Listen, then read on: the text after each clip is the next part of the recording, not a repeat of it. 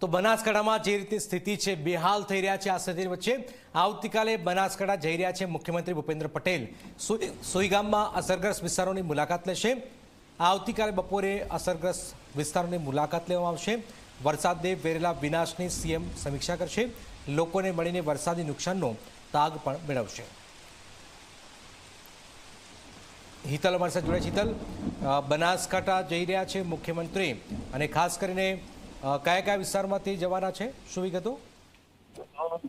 ચોક્કસ એવું કહી શકાય કે જે પ્રકારની બનાસકાંઠામાં સ્થિતિ સર્જાઈ છે એ સ્થિતિનો જાત માહિતી મેળવવા માટે મુખ્યમંત્રીએ પહોંચી જવાનો નિર્ણય લીધો છે. સ્વાભાવિક છે કે મુખ્યમંત્રી બનાસકાંઠા જશે અને બનાસકાંઠાના જે વિસ્તારો સૌથી વધારે પ્રભાવિત છે અને કેટલાક વિસ્તારો એવા છે કે જે પાણીની કારણે ક્યાંક ને ક્યાંક કટઓફ થયા છે, એ તમામ વિસ્તારોમાં બચાવ રાહત કામગીરી જે ચાલી રહી છે એનું પણ નિરીક્ષણ કરશે અને સ્થાનિક જિલ્લા વહીવટીતંત્ર સાથે પણ બેઠક કરશે.